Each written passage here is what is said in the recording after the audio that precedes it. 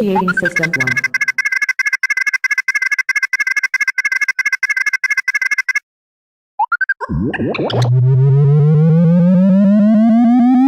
System 1 loaded.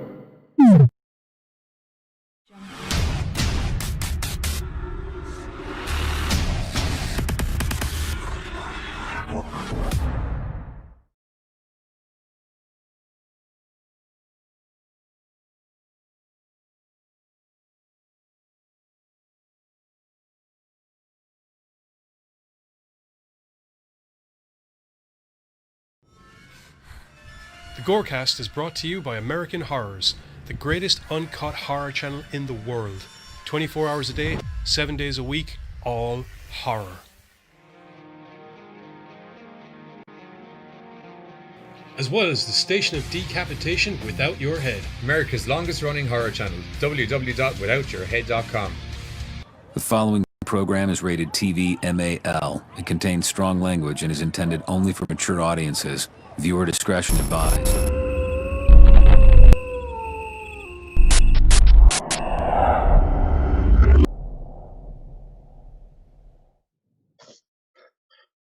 What is up, everybody? Do not adjust your sets. Sorry. Oh, it's good to have you back. I've been gone for a bit, so I'm excited. Welcome to original versus remake slash sequel. I'm back. Yay! It's good to see you're fucking doing better, dude. We've been missing you. An ordeal for the last couple of weeks, but I am ready for Gremlins.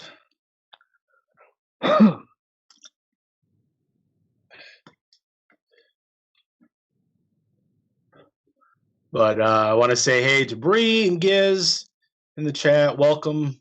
Glad to have everybody here. And there's a few other people in the chat that we don't know who you are, but we're glad to have you. So if you want to say anything, you can. Just watch us. That's what we're here for. We're your friend. Katie's here. Hi. Thank you. I am feeling not 100%, but about 80. But that's better than where I was. So we get you back and we lose her to sickness now. Oh no. Hey newbie. Everybody and Roddy. Hey Roddy, what's up, brother? I haven't heard from you in a while. He said Gremlins 2 is amazing. They did use a little bit of the Looney Tunes dude, intro. Yeah. I'm with Roddy on this one, dude. I have a hard time watching 2. I love the first one. The time I'm like, oh god, here we go. I mean, we'll get more into it when we talk about the movies, but there's such different movies, it's hard to compare them. Gremlins 2 on its own, though, is just such a good, meta horror. Oh, so good. We'll get into that later, though. I don't want to get too far. So, the one we got to do the other news. Yeah, we got a couple of some news bits today. This is another thing. You guys have no idea how excited I've been to do the show. Where all day yesterday, I'm like, gotta find news bits for tomorrow. And I was like, the first news bit that I found actually looked very promising. Called Sweet Home. It is a Korean horror series that will be actually starting up on Netflix. Trailer has dropped. I watched it yesterday or today. Looks bloody amazing. So,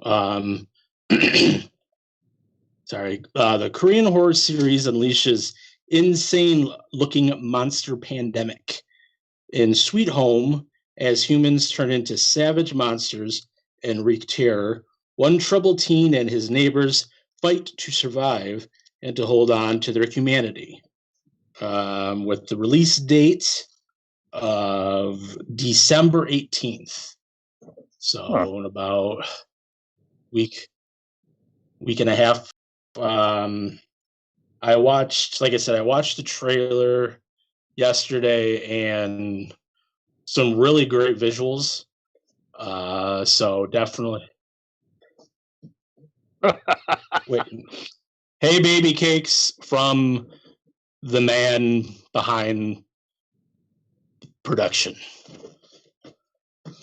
You're welcome. So, but yeah, definitely looks like this is going to be, or you know what? I don't. If it did, I didn't see it. Oh, okay.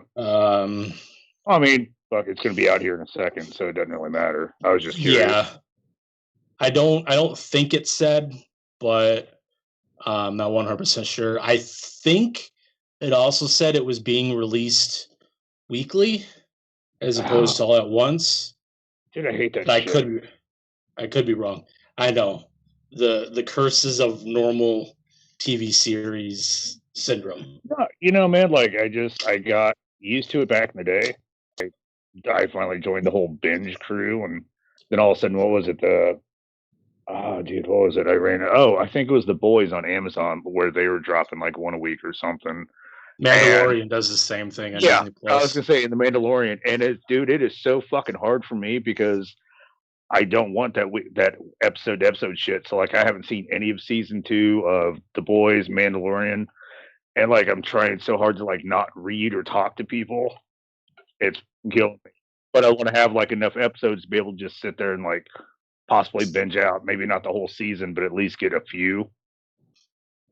Yeah, that's definitely one of those like split things where it's like, yeah, you get it all at once, so you don't gotta wait. But then it's like, well, fuck, I gotta wait like a year or 2 years, depending on the show, the second season. So it's kind of like the devil's advocate type thing.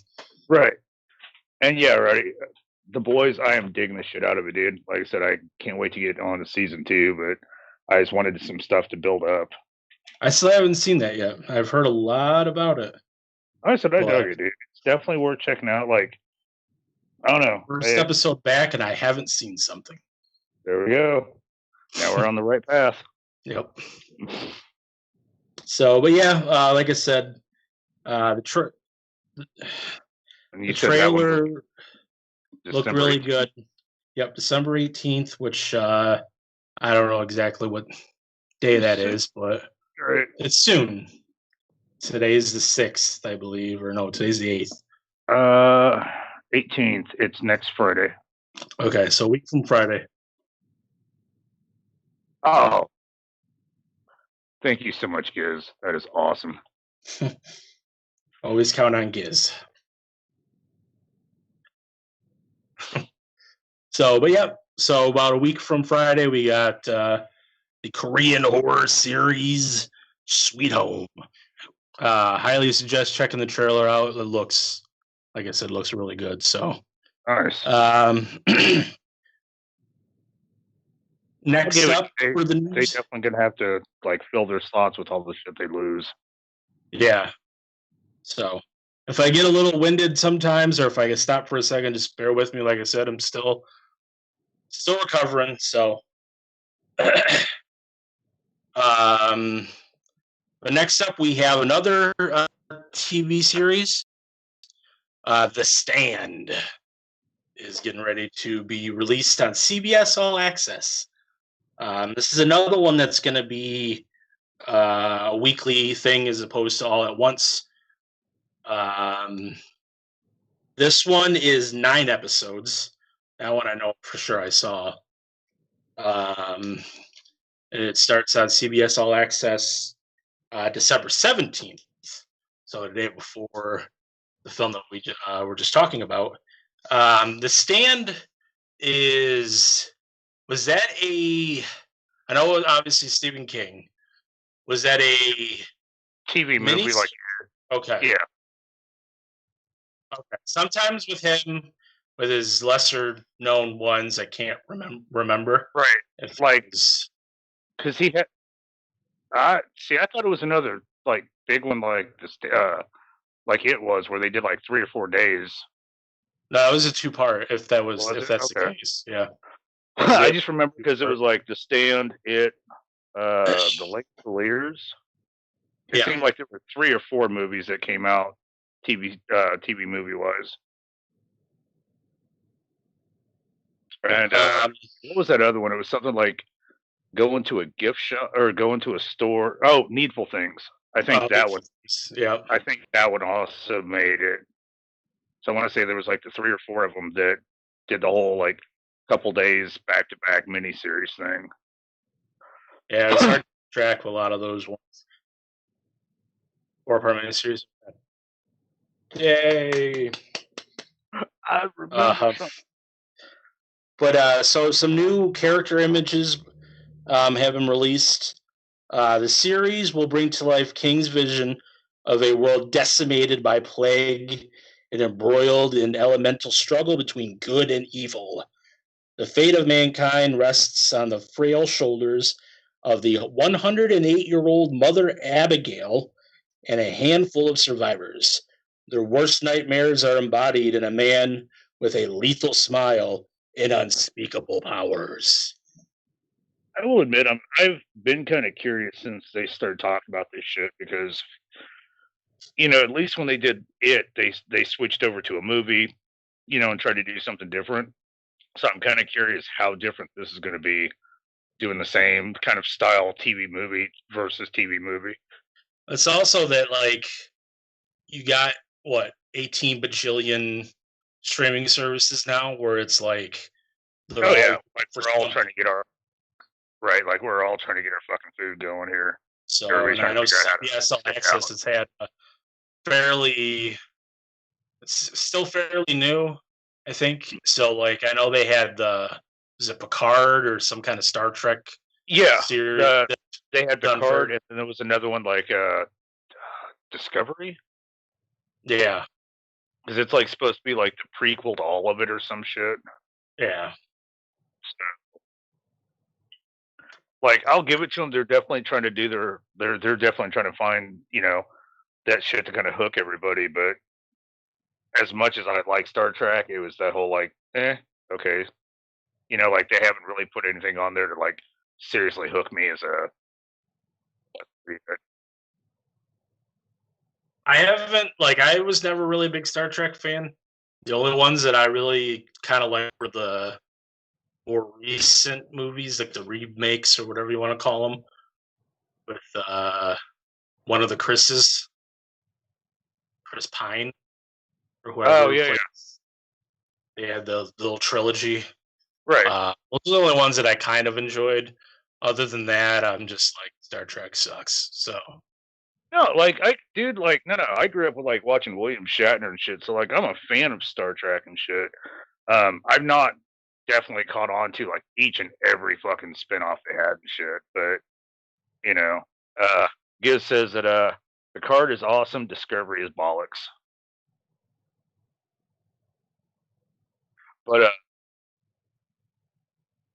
But Roddy pointed out he's happy.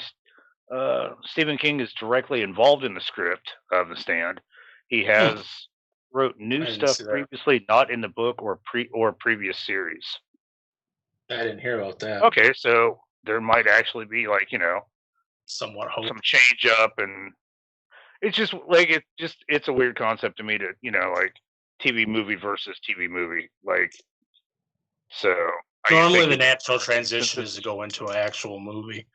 Right, but I guess if it's your own streaming service, maybe they can go a little bit darker than they could. Well, this is also a series, though, not a movie. Oh, it's a 9-episode. It's a 9-episode series. I don't know if it's like a one-time series. I know they had. There was one recently. Actually, no, I'm thinking about something else. Never mind. Yeah, it's a 9-episode. Doesn't say mini series or anything. Just says 9-episode series. Right. but it will be another, like I was just saying, it'll be another weekly one as opposed to all at once. So interested to see where that goes, and if King is involved, like Roddy is saying, might be a nice little maybe change of pace, or Right. having him No, on board might help it out a little bit. and I get the whole trying to drop it every week because like Disney said they saw like right after the first season of The Mandalorian was done, their customer service dropped. Like everybody was just done with Disney Plus. So this whole like dragging it out at least gives them a few weeks of customers before. Well, they did the same. They did the same thing with that in the first season, though. Yeah. Oh, okay. No, I'm saying like if you give everybody all at once, then you've got those customers for like maybe a couple days. But Yeah. if you drop it for a few weeks, you've at least got that customer base slowly. Yeah, that's true. So, ready to move on to the last Yippers. bit of news. I was kind of mentioning this one. Yeah, this broke yesterday, to my knowledge. Marvel announces a new Alien comic. Going to be a new story that will feature a Weyland-Yutani mercenary named Gabriel Cruz as he battles a new breed. I gotta turn the page. New breed of xenomorph. I already kind of knew that. With the survival of his hanging in the balance. The first issue will be released in March of 2021.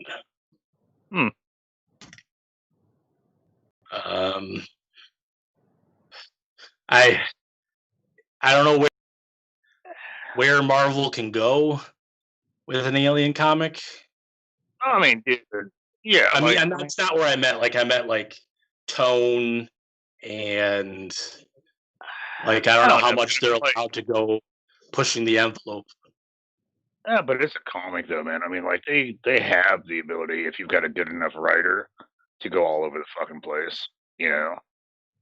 And I'm kind of with Roddy, like, oh, are we getting aliens in the MCU? Because that itself could open up so many fucking doors. Thor versus the Xenomorph. Fuck right, dude. Like,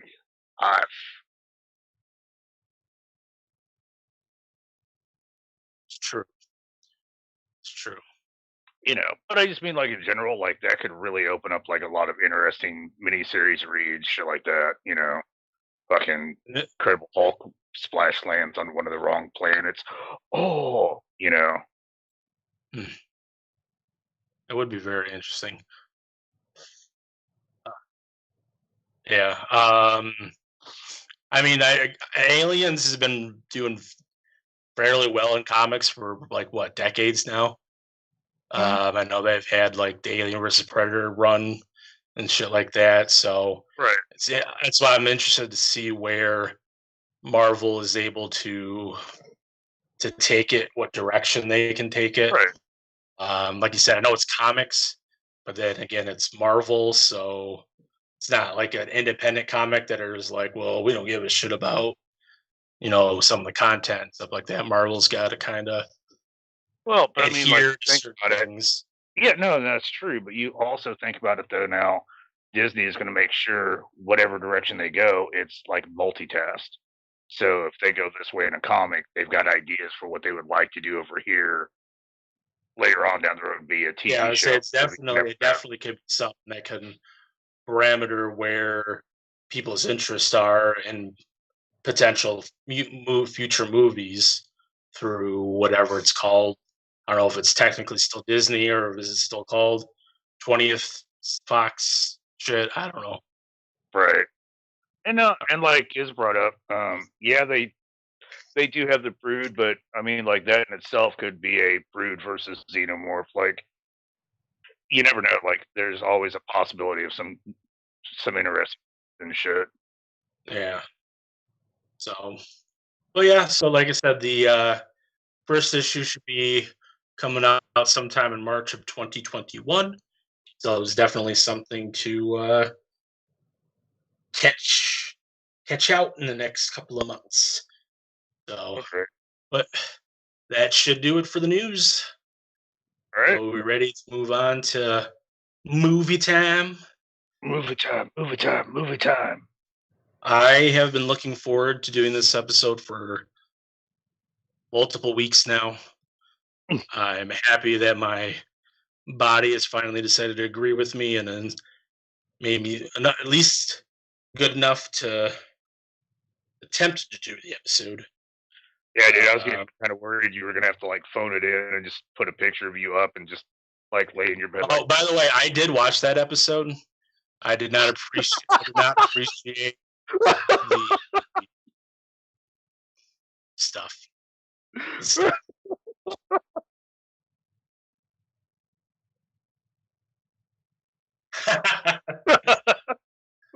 I was a little late on it. It was funny because like I was feeling a little bit okay that day, and I was like, you know what? I think I feel good enough to where I might like just hop right in the chat in the middle of the episode and show up. And then I was like, oh, here comes the fever. Nothing happened. But I watched it back a few days ago, and I was like very disgruntled. in defense, So dude, we just really missed you. So we just needed you in the corner. I will say though, in one thing, I love Terminator 2. Piranha 2, absolutely horse shit garbage. Thank you. I watched the movies See, and that picture conveyed all of that too. You're just like, oh my god, I hated that movie.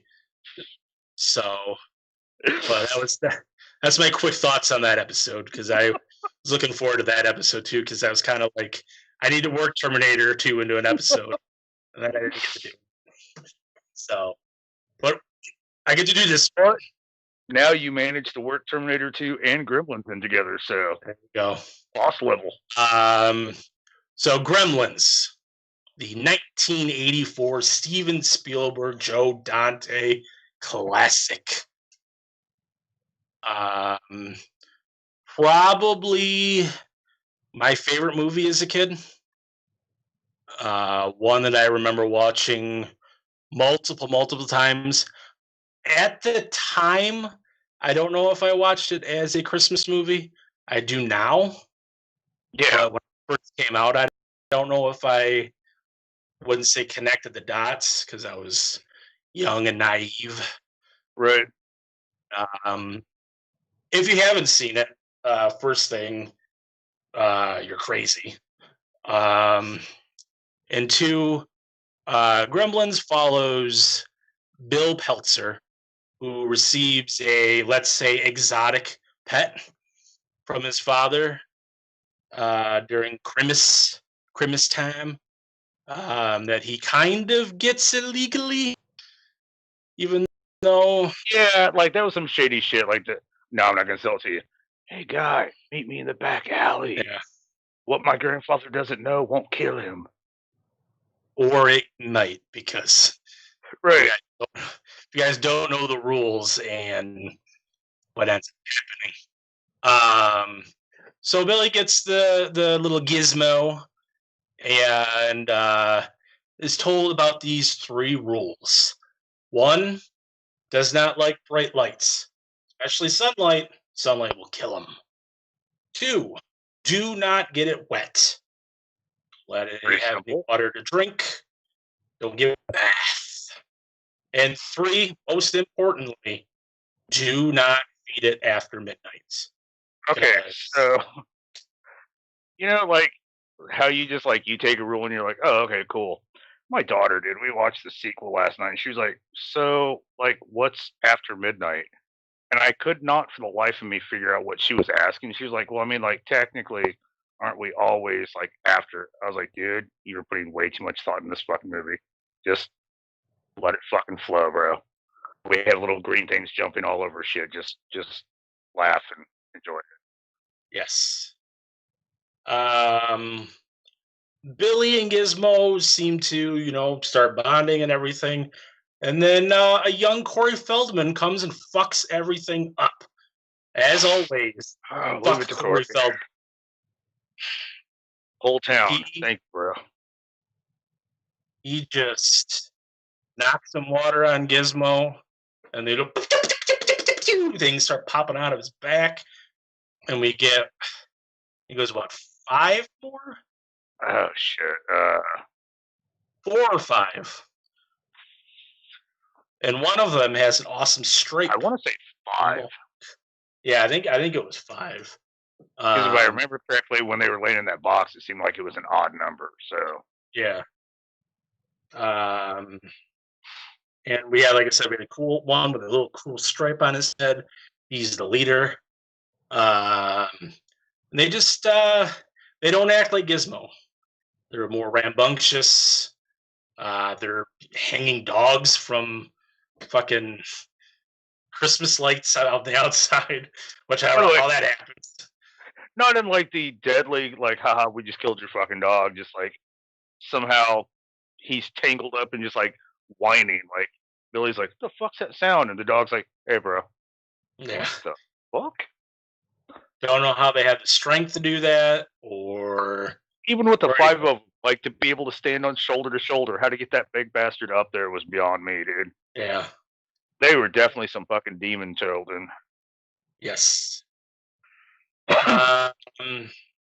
One fateful night, the Mogwai are a little rambunctious. They're hungry. And Billy looks at the clock. Looks like it's before midnight, like 11:30ish or so. He's like, all right, I'm going to go get some chicken. Goes and gets some chicken. They start munching down. And next morning, we have these giant cocoons in Billy's room. Dude, those things were fucking huge. Yeah. Billy, very confused, because he's like, well, I didn't get him wet, because you know what happens there. What's up? Just reading Giz says they strung him in the lights first, then dragged him up. That makes a lot more sense, actually. So I was kind of curious. Yeah, those eggs were fucking huge, though, dude. Yeah. So Billy, like I said, Billy's confused. He's like, well, and it didn't get him wet because I already know what happens there. And they didn't get any sunlight because they're in the house, so that didn't happen.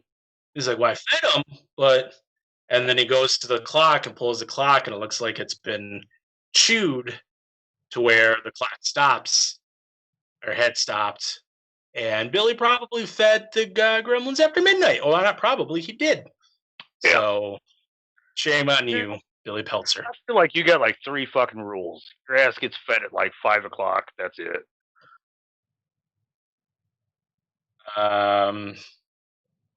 So, one part we kind of went over is I know there was like a teacher that like Billy took one of them to. He did a little water thing. Another one popped out. He kept one of them as like under surveillance and stuff like that. Well, this one also ate after midnight and is in a cocoon. Well, it hatches around the same time as all the other ones hatch, which is weird, the timing, because I don't know when the separate groups ate after midnight. So doesn't take long for them to hatch. Billy goes to school because the teacher said it had hatched.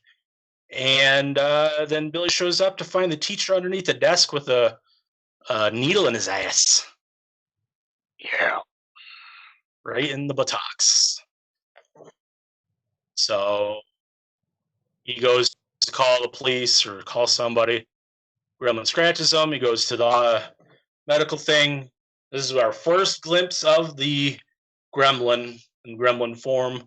Pops out of the cabinets and looking all on drugs and crazy. He runs away. And then all the ones at Billy's mom's house have all hatched. She heads upstairs, notices they all hatch. Hears stuff going on downstairs. She goes down, and cool little bit of a scenes where she attacks one of the gremlins with a kitchen knife, stabs him to death. Another one she sprays in the face with cooking spray, blows up in the microwaver. I gotta say, dude, when I watched this as a kid, I did not classify this as horror. You know what I mean? Like, it just didn't. I was still young enough that I didn't know like what all was horror and all that shit. And then as I got older and I watched it for the first time, I was like, good God, we let children watch these fucking things? Like they were just like, holy shit, that motherfucker blew up in the microwave. What parent lets their children watch this motherfucker? Like I realized quick, I'm like, no, this is that's a lot of horror. All right, like it fucked me up. Billy's mom takes out the ones in the kitchen.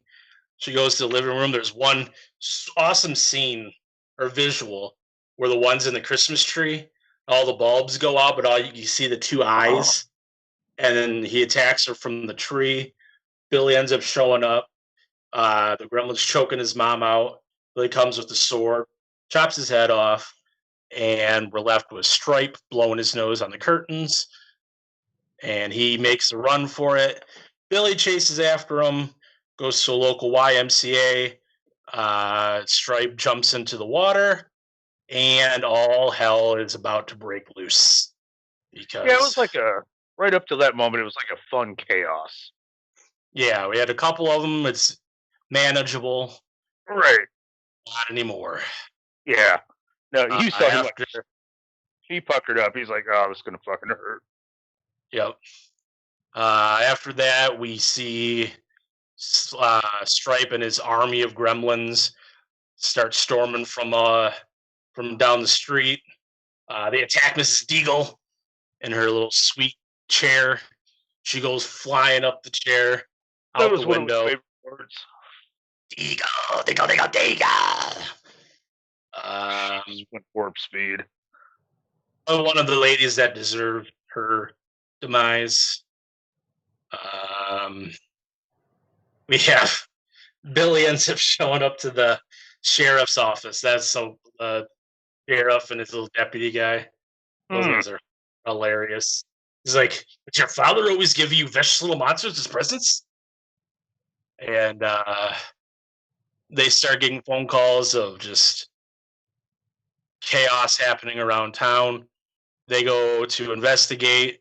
They see a local Santa Claus being mauled by gremlins. One of the gremlins cut the brakes on the cop car. They're trying to drive away. They can't stop. They go flying over another car. Their car gets tipped. The other car goes into a building, blows up. Just a bunch of anarchy. Oh yeah, fucking storming the bar. Yeah, best scene of the movie is the bar, the Dooley's Tavern, and they're just drinking. I liked it because it showed all of their different personalities. Yeah. You know, like that was probably my favorite right there. Just seeing everybody just being different. Just the jazzercise gremlin or whatever. Right. You know, like for whatever reasons, like okay, cool. Madness. Doing a little dances. Okay. In the back, we got Stripe playing cards with a group of gremlins and some cross-dressing gremlins because I don't believe there's any actual female gremlins. And somebody's cheating at cards who meets his demise by getting shot because you don't fuck with Stripe in his poker. Okay.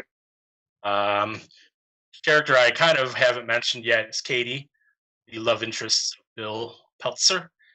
She's working at the bar at this time, and she's just like getting bombarded by all of them. She gets the flasher gremlin kind of, showing his junk at her. Say something that happens in the sequel.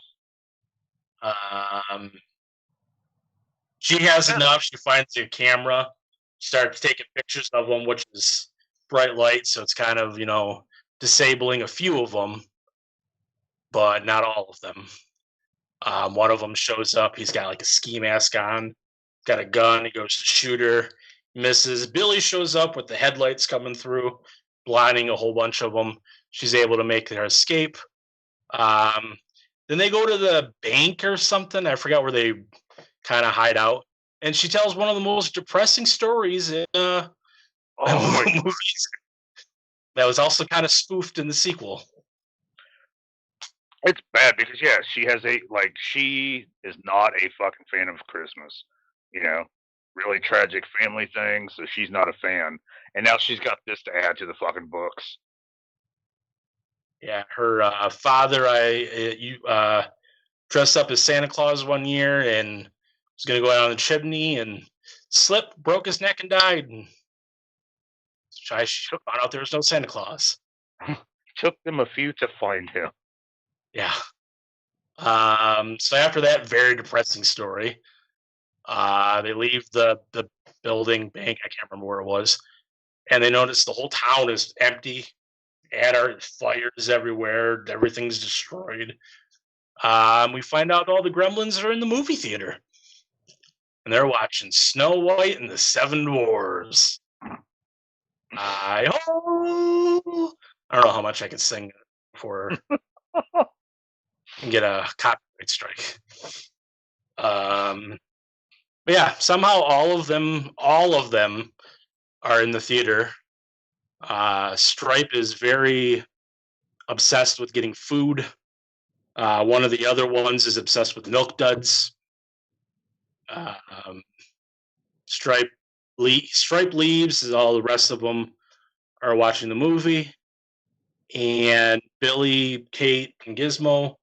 Obviously, Gizmo didn't come up with it, but Billy comes up with this plan where he's gonna set the building on fire, destroy them all at once, since they're all right here in the theater. They do that. They get chased after a while, but they're able to escape the theater, and the whole building blows up. So we think everything is good and dandy. We killed all the Gremlins, all hunky-dory. Well, nope. Stripe left the theater and moved over to the department store across the street, and we still got one more left. So Billy kind of goes on a little bit of a hunt for him in the store. Stripe attacks him a few different times, starts throwing some crazy saw blades at him, attacks him with a chainsaw. Kate, I almost trying to say Phoebe Cates, but that's the actress's name. Kate turns on the lights, helps Billy a little bit there. Only temporarily kind of sideline Stripe. He finds a gun, and then he finds the garden department where there's this water fountain where he goes, and he's going to go and start the whole thing over again and get wet. While this is going on, Gizmo's driving around in a toy car, being all badass. And we think, like I said, Stripe sees Billy, goes to shoot Billy. Billy ducks, puts his finger in the water. Back starts bubbling like he's got some nasty-ass pimple back grossness. And yeah, their spawn is pretty fucking nasty. Out of nowhere, we get Gizmo, goes flying off of a shovel. He lands in the ground, sees Stripe, sees the little chain thing, pulls it, opens up the little compartment. Sun comes right into Stripe and kills him.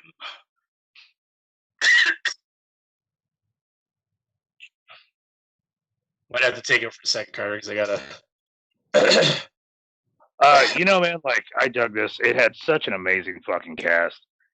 Holt Axton, the dad, fucking Howie Mandel. Like, I didn't realize that until I was older and watched a lot more Howie Mandel's movies to even know who that was and shit. So to find out he voiced Gizmo was fucking awesome. Judge Reinhold, Jonathan Banks, like, the cast is good and the movie's good. It's really entertaining. Again, I don't know what an adult would say. Hey, yeah, let's watch. Let our children of the '80s watch this motherfucker. But it's fucking awesome. Like, I love this movie. You also had that guy Dick Miller, right? Who's in everything. The funny thing is, like, Billy's dad doesn't play much of a role in the movie. Like, no, he's kind of like the beginning. Like, he opens it, right? He opens it and he closes it because the shopkeeper, Mr. Wing, and his dad kind of have that afterthought conversation, and then they have that whole opening conversation. But his dad's really overall not all in there. Yeah, we see him like a couple times throughout the movie, but he doesn't really, play much of a part. But what I liked about his part was because he's the inventor. You have like the time machine when he goes to that con or the invention. there's the robot. Like there was also two other well-known. None of his inventions worked. Fuck I no. don't think a single one worked. Yeah, like I said, this was when I was a kid, probably one of my favorite movies of all time. Is definitely a product of the 80s where, like you said, like how can you allow kids to watch a movie like that in these days? Obviously now it's kind of like, I wouldn't say tame, but compared to, a lot of stuff now kind of is. Oh, yeah. I do know that also this was one of the films that actually got the PG-13 rating initiated, because it was rated PG, so a lot of younger kids saw it, but because of the terrifying images and stuff like that, scared a lot of kids. So this gave them the thing where they had to kind of up the rating system one more bit. I'm not the only movie, but it was one of the catalysts. Okay. So, No, but yeah, like I said, I didn't think it was a Christmas movie at first, but as I got older and the whole seeing everything, like, oh, this is definitely Christmas, and it's one of those that I do check out around Christmas time because it's fucking worth it. Yeah, I do remember a weird story from when I was a kid. I used to rent this movie all the time on VHS from the video store when I was a kid, and I rented it one time, and I didn't have a VCR in my room at the time because I was a little bit younger, and so I had to watch it in my parents' room. And I remember watching it, and the movie ended, and then Rand Peltzer gives that speech at the end where it's like, if your washing machine blows up or something, like before you call a repairman, check up all your lights, turn on all your lights, check under the bed. There might be a gremlin in your house. Yeah. That scared the shit out of me. I got up in the room. I'm like, Mom, there's a gremlin in the house. Like, you're not watching that movie anymore. Right on. Later. Yep. I'm like, I am not here for gremlins attacking me. So, yeah. I think we should share with everybody the trailer so they know what all we're getting on about. Yes. So let's go ahead and move on to the trailer for the 1984 classic Gremlins. We'll be back with Gremlins 2. Steven Spielberg presents Gremlins. Billy Peltzer has a nice home. Billy, is that you? Yeah, Mom, it's me. A nice job. A nice girl. If you're not doing anything this Thursday night, maybe you'd like to go out on a date with me? I'd love to. And loving parents who are about to give him... You're gonna like this. No, don't shake it. We're gonna have to open it now. It won't wait till Christmas. the most unusual gift he ever got. What is it? No. It's your new pet. Come on, Barney, be a good dog. My dad gave it to me. But there are a few things to keep in mind. If you expose it to the light, you may hurt it. If you get it wet, it will multiply. All that from water? They got wet? Yeah, plain water. And most important, no matter how much they beg, never, never let them eat after midnight. Because when they do, they change.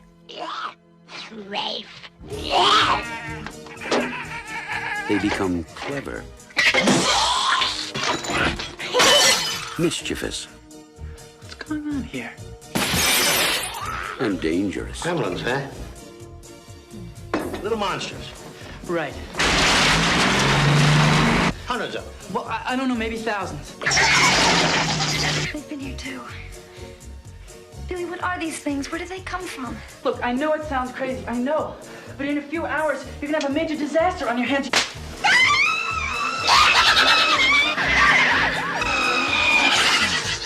Gremlins, directed by Joe Dante. They'll be expecting you.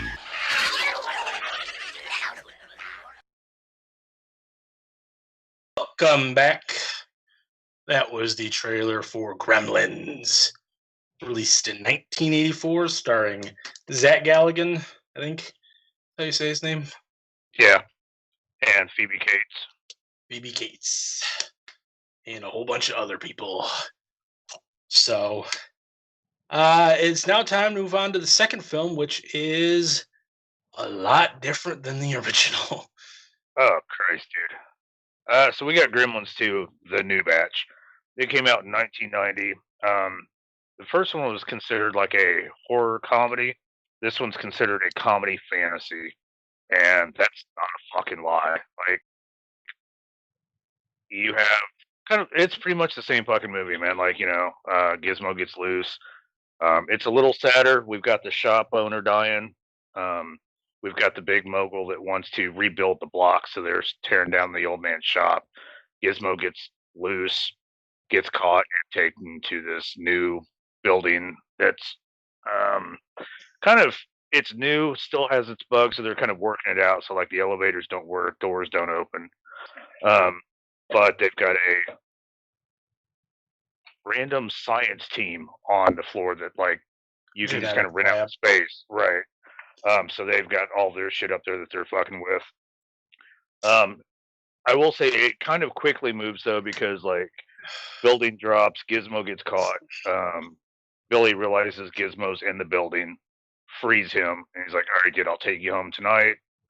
We'll figure this shit out later." And in a matter of like an hour, everything fell apart.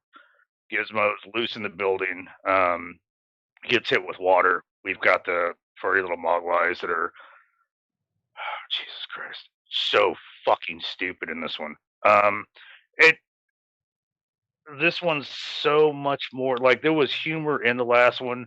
This one's like it borderlines like window licking humor. Like it was just slightly fucking retarded. You know. Then of course we have to find food. It has to be after midnight. We've got gremlins. The only thing I will say is eventually they get up to the science department. I kind of liked when they got into the lab and started drinking all the different potions and shit. You get like weird, like one of them drank like bat DNA, so like it spread wings, stuff like that. We had like an erected, a female. Like there was so many different versions of the gremlins. I thought that part was so fucking cool. I just wish it was not as fucking cheesy as it was. The whole. My daughter hadn't watched it, so I was like, "Hey, here we go. We'll watch it together." She lost her shit when the whole like Hulk Hogan movie theater happened because she could not figure out what the fuck was going on. I'm like, I know, dude. Like it was so over the top, kind of ridiculous that I'll watch Gremlins for as long as I fucking take a breath, dude. Gremlins 2, I watched it because you're like, dude, we have to fucking do this. I'm like, I like Buzz. He's cool as fuck. All right, dude, let's do this and get it over with. Like, I cannot stand this fucking movie. I love it because it's such a, I don't want to say a parody, but like some parts, yeah, I kind of get the stupid humor, but like, I don't know. It was so, to me, it was so clever. I will give you the like. It was clever. You had and I can't remember. They had the actual movie reviewer back from then, like reviewing. Thank you, reviewing. Gremlins 1. Like there was it. I'm not saying like there's a lot of nods to the first movie. Yeah, there's a lot of nods to the first movie, or just culture in general. Gizmo takes on kind of like the Rambo thing. Like there's so many throwbacks to different situations. I just did not like the fucking movie. They're trapped in an office building. Of course, Billy is the only one that knows how to, handle the situation. Nobody wants to get on board until, of course, it's like nut deep and too late. And so now we have that whole kind of chaos. I can't remember his name. I don't know if you have the cast list in front of you, but the guy who plays Daniel Clamp. Oh, dude, was John fucking Glover. Amazing. Oh, dude, in this movie, Clamp. I dig the shit out of him. He played Lex Luthor's dad on Smallville.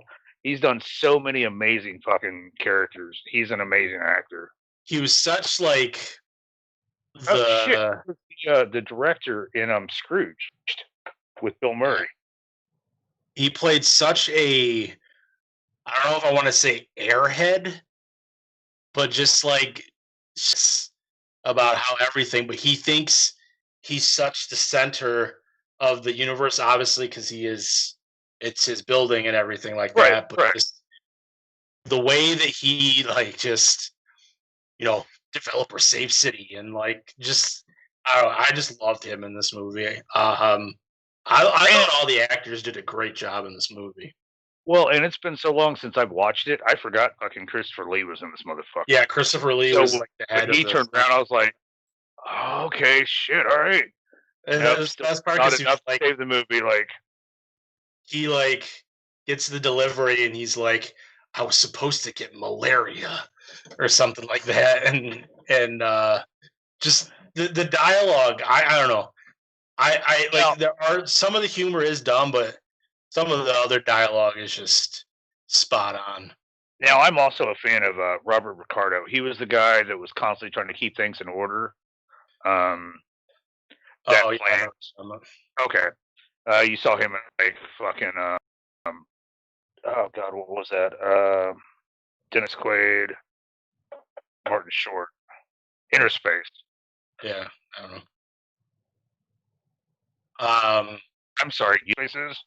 No. Dennis Quaid? We're talking about Gremlins. Wow. I know, but I just like, how do you not trip over? Okay. So like Ricardo's a cool actor. He's another one like Glover that I really dig their skill set. So yeah, it was awesome seeing Dick Miller again because I'd forgotten that he pops back up in the sequel. But I just, the whole Hulk Hogan thing and like the fucking what was that? The shadow puppets. It was just like, I don't know. And it's just like, it was just fun. Like, but it was such an But it was such an extreme because we would do something super scary like the spider and the bat. Then we had the two over here that you just like, they're licking paint and going, "Hips, best thing in the world." Like it was such extreme characters in the Gremlins, which I like because they gave more, characters to some of them because like you had like especially the original group of the Mogwais. You had Daffy, which was the one that was like absolutely batshit crazy. You had, I think it was like Lenny and Mo were the other ones. I think Mo was the one with the big lips, and then I think Lenny was the one that had like the buck teeth. I'm glad you can tell them apart. They were both like fucking window lickers to me, dude. Like, I don't know. I mean, those are the only ones that actually kind of had distinct features. The rest of them kind of all kind of blended in until Brain Guy. Yes, it was played by I think Tony Randall, I believe, did the voice for him. No shit. I think that's when I looked up the. I will say, dude, there was definitely like a lot of fucking cameos in this. Another thing was you're talking about that Hulk Hogan scene. If you back in the day, if you had the VHS, there was actually an alternate scene. I actually didn't know the Hulk Hogan scene existed until much later on because that wasn't in the actual release. That was only in the theaters. They actually had some kind of John Wayne thing instead of the Hulk Hogan thing. Gremlins were like in a gunfight with John Wayne, and he was picking each of them off. That was the home video release version because like they did the same thing where like you ruin the movie, they do the shadow puppets, but instead of going to Hulk Hogan in the theater, it goes to the thing with John Wayne. Oh, okay. So I don't know. I absolutely love this movie. It's obviously. He is saying that's the version he has. But he also says that the bucktooth one was George, and he thought the googly-eyed one was Daddy. Dottie. Oh, okay. Yeah, it's Daffy, George, and then I think the other one. Then yeah. But this also had awesome Nintendo game that was released on it, which was probably one of my favorite games for the original Nintendo. Gremlins 2, the new batch for your Gizmo. See, I don't remember the game. Oh, the game's so good, dude. Oh shit! You throw tomatoes at gremlins, and you fight all the different gremlins and different. Shit. You fight like the electric gremlin, and you fight Mohawk. You fight the spider gremlin. Now, like I said, I did dig the different versions of them because I also kind of got curious, like if Spider or Bat got wet, would we produce more bats now that they're altered? Like, so I kind of thought like that part was cool as shit. That was an awesome introduction. Yeah, we also had what? A little rehash of Phoebe Cates' story about how she ran into a guy on George Washington's birthday or something like that. Dude, I really of her first story from the first movie. I really feel like Billy kind of needs to go. You know what? Maybe we should take a break, sweetheart, and find somebody with like a lot less package. Like, I kind of feel like she's gonna have a story for like fucking St. Patty's, Valentine. Oh, my dog died. Oh, okay, babe, that's cool. Like, she just seems like she's got a lot going on, dude. Yeah, like I don't know. I just remember owning this one on VHS back in the day, and just watching it so much. Is like I said, I love the original.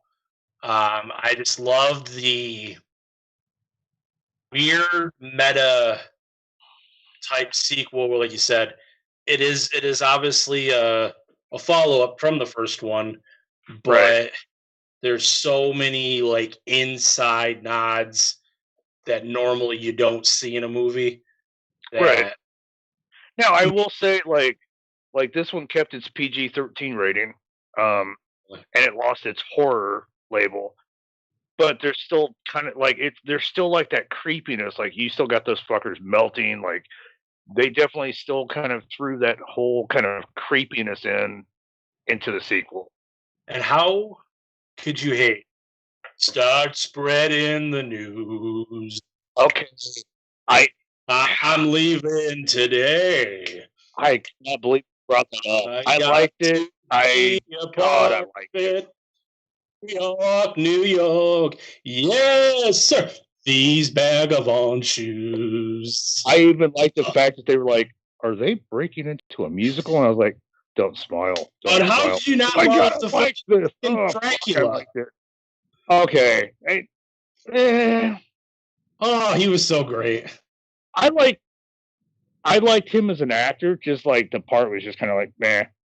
I will say, like, the whole because his name's Foster in the movie, but Robert Picardo is constantly running away from the chick, the female gremlin, right? The little Jessica Rabbit, and at the end he's just kind of like, well, whatever. I trapped with her, so I don't know how long I got. I'm like, bro, oh, okay. Lamp calls him, and he's like, wow, you're way up there, and he's like, oh, you've been working too hard. He said, yes, I have a day off once the building is operational. And this building, by the way, is a shit show after the movie. Like, this motherfucker will not get his half day off probably like next year. No. But no, it just kind of feels like, I mean, I'm going to be trapped here, so sure, bro. Okay. I don't know. I just think this was a very entertaining movie. Some stretches with the jokes and stuff like that. Maybe a little bit too much pop culture references, but it was 1990. No, it definitely was. I think that's probably what my problem is. It felt like it was built more for like a pop culture kind of thing.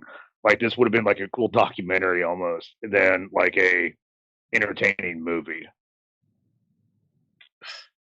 Yeah, the performances I thought by a lot of the actors were great.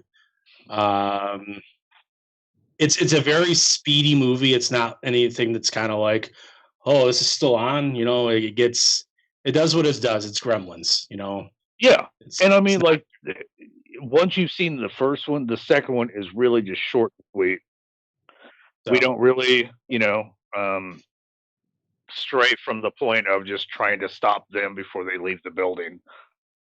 We just get introductions to new Gremlin style or new forms of Gremlins, stuff like that. We get a few old gags, few new gags, stuff like that. Okay, so See you later, Katie's leaving us. Hope you get to feeling better, and sorry you got your test dumped on you at the last second, Katie. So, ready to move on to the trailer? Yep.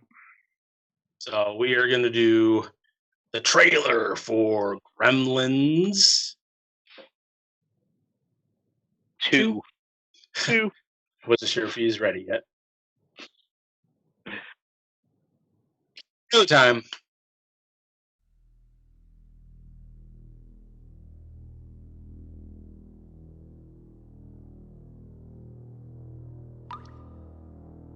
Remember the last time?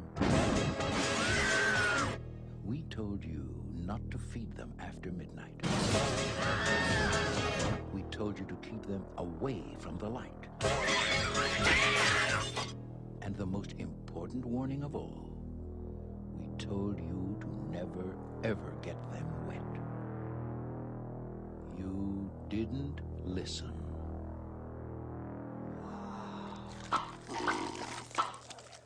They're mutating. Sir, is the building on fire? No, that's a false alarm. Are you trying to panic New York City? Absolutely not. So the monsters are real? I didn't say that.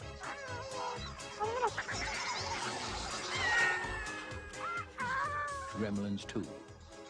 The new batch. Now, was that civilized? No, clearly not. Fun, but in no sense civilized.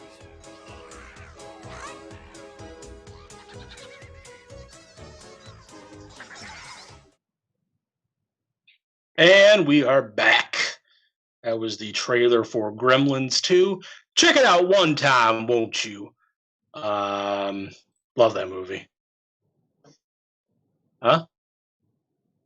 Gremlins 2. And we had a conversation going on in the back. It's 1945 and 1977. It's when right after the brain gremlin shoots the bat with the it's like the apple. The city's so nice they named it twice. Check it out one time, won't you? I know this movie, the lines quite a bit. But it is cool. This was my nerdy pick finally. No, I've been drinking water. I'm just very excited because I've been out of commission for 2 weeks, so I'm a little hyper about doing the show again. Catch your Gremlins like you wanted to, so yes. But that should do it for this week. Definitely enjoyed this episode. Thursday, the group chat will be back, and I'll actually be moving and not a picture. Hopefully. Oh, I forgot to mention that in the chat. That actually, Katie got the whole episode thinking that you were just frozen. She didn't realize that was just a picture. So we've gotten a few so far. I did a great job of being angry. Constantly. I mean, Piranha 2 was garbage, so that put me in a bad mood the whole episode. Yeah. So Thursday we got Dead of Night, Silent Night, Deadly Night, and Christmas Evil. Yep. Okay. Nailed it. Yes. So you can join us 4 lads for our should be fun Christmassy themed episode. But then on Sunday, Johnny and the Giz will be back at 8:30 p.m. whatever equates to is GMT over on American Horrors where they have a holiday treat for you. And we have a trailer to show you. So until Thursday, see you guys later. Right.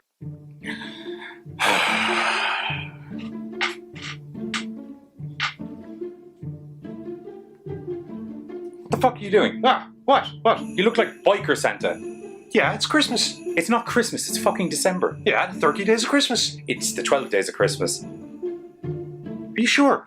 Nearly 100% sure. I'm not singing it for you. Although, even though I'm categorically a humbugging son of a bitch, join myself and Giz this Sunday where we have a Christmas treat for you as we do a slight change of pace where we have Chris J. Miller, the mad scientist of horror, on, where we're going to be talking about PC culture, politics, his upcoming movie Utopia Means Nowhere, and a whole lot more this Sunday, 8:30pm CST, and whatever that equates to his GMTs, only on American Horrors. Take that hat off, you look like a fucking idiot. Fuck you.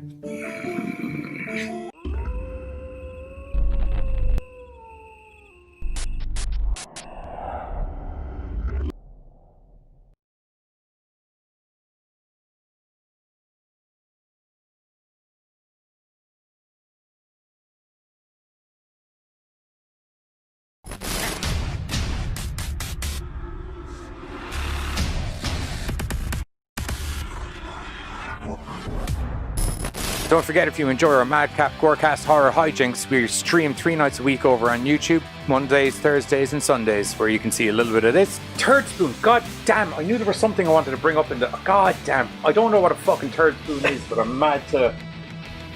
Yeah, it's pretty in-depth. Most definitely some of this. With a new 2009 twist. She pulls out of her vagina. I'll give it to her though, because like, you know how like magicians kind of like do something and they pause dramatically? She took that dramatic pause. And occasionally some of this. Our favorite Halloween movies. What's up, GoreCasters? Welcome back here to the GoreCast. Yeah, okay, I'm here. Come